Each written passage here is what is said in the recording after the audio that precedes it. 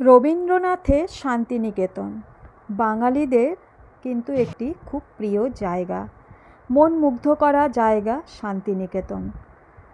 একটু বছরে ছুটি ছাটা পেলেই কিন্তু বাঙালিরা বা অনেকেই ছুটে যান এই শান্তিনিকেতনে।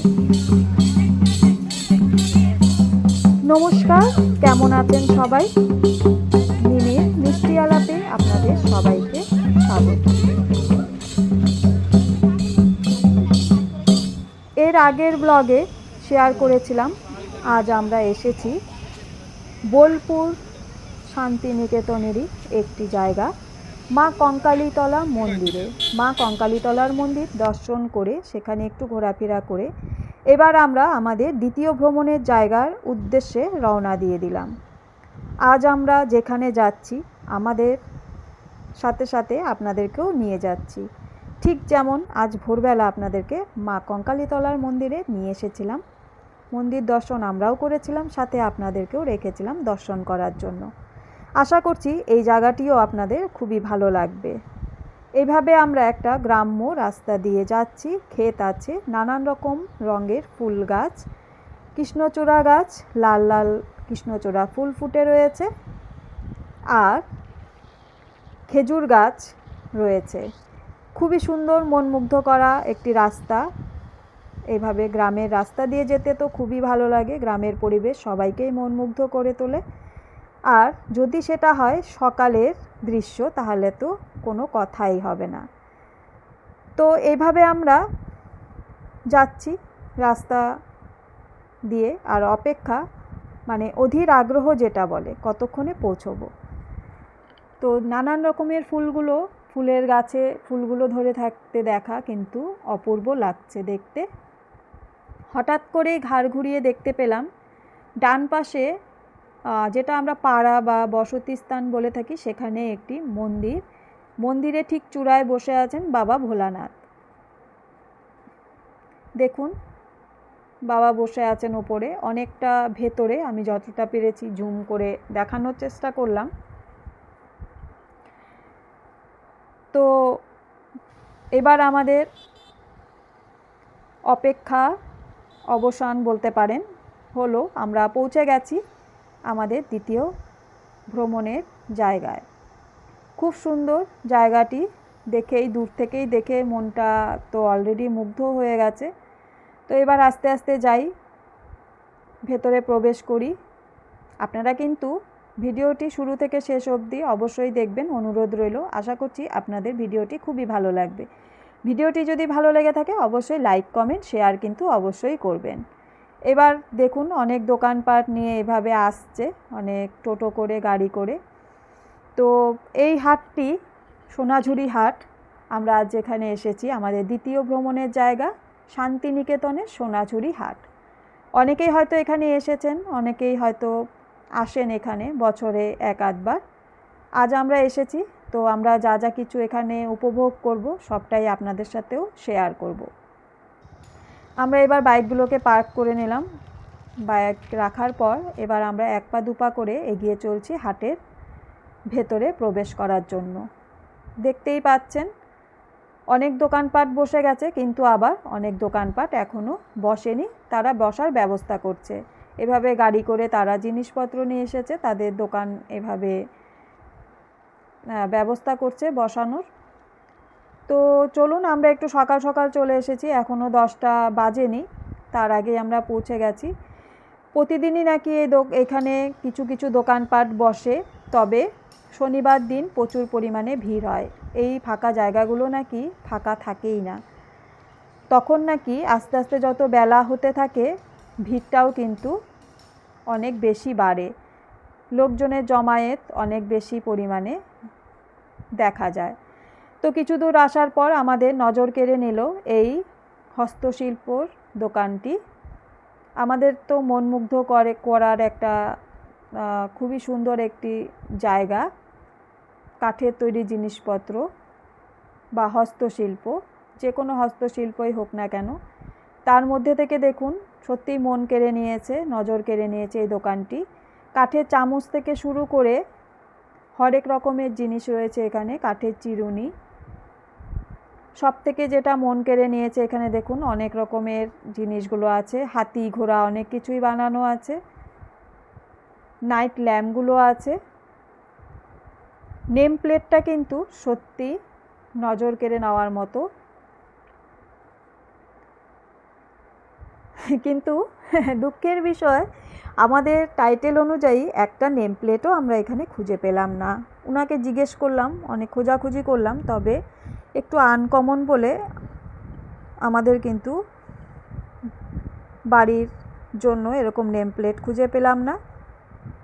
দত্তবাড়ি, ঘোষবাড়ি, গুহবাড়ি, পালবাড়ি, বোসবাড়ি, ঘোষবাড়ি থেকে শুরু করে গাঙ্গুলি বাড়ি, চক্রবর্তী বাড়ি, প্রত্যেকটি বাড়ির চন্দনবাড়ি, প্রত্যেকটি বাড়ির নেম প্লেট এখানে রয়েছে।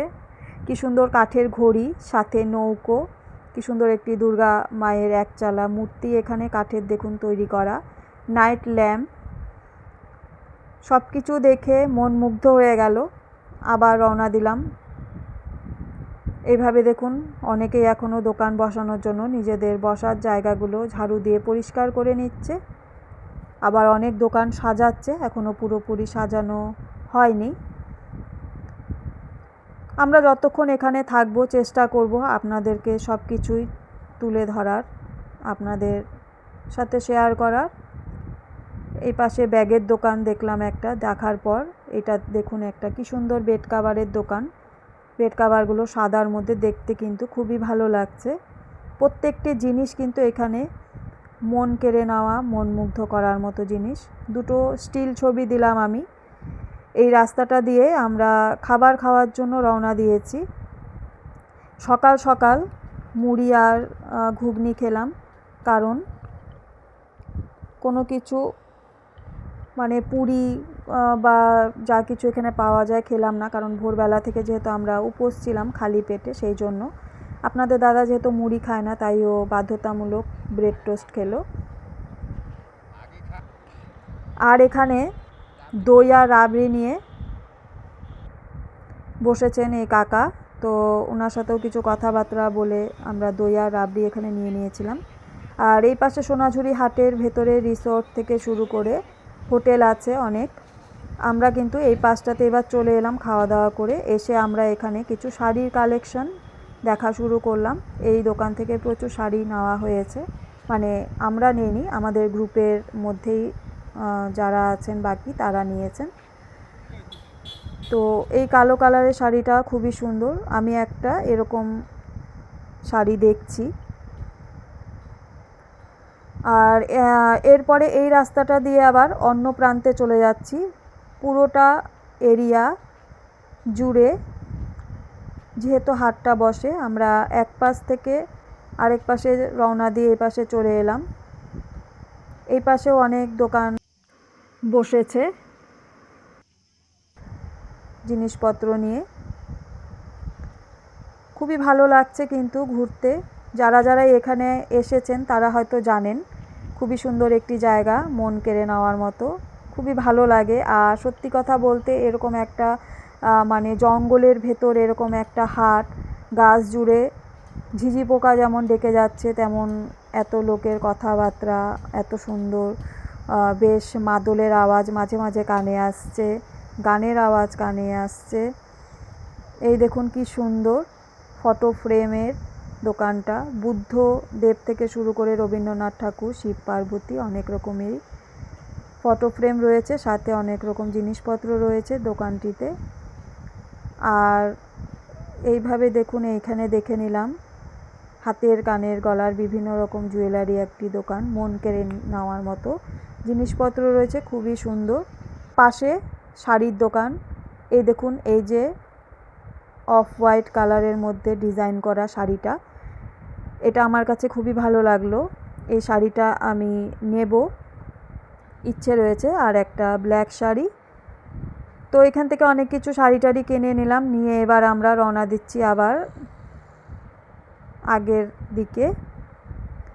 যেতে যেতে দোকানপাট, যেহেতু আগেই বললাম আপনাদের সাথে, সবটা দোকানপাট এখনও সাজানো হয়নি, যারাও বসেছে তারাও দোকানপাট সাজাচ্ছে, তো তার মধ্যে থেকেই কিন্তু এবার আমাদের বেরিয়ে যেতে হবে। আমরা প্রায় 2 ঘন্টার মতো এখানে কাটালাম।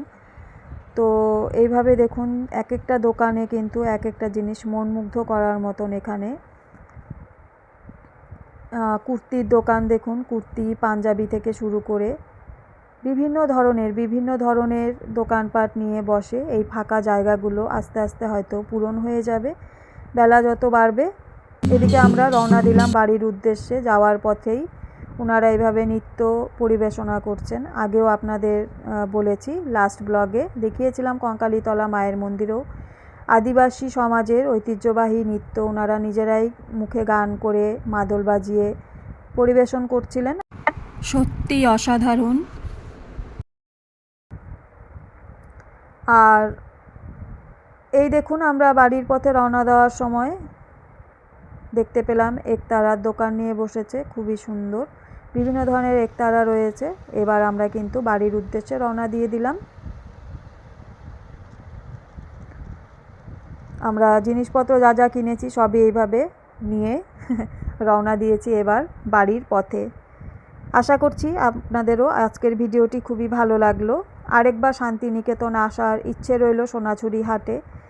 আরেকবার বলবো না, যখনই ছুটি ছাটা পাবো, যতদিন এই এরিয়ার কাছাকাছি রয়েছি ততদিন অবশ্যই চেষ্টা করব আসার।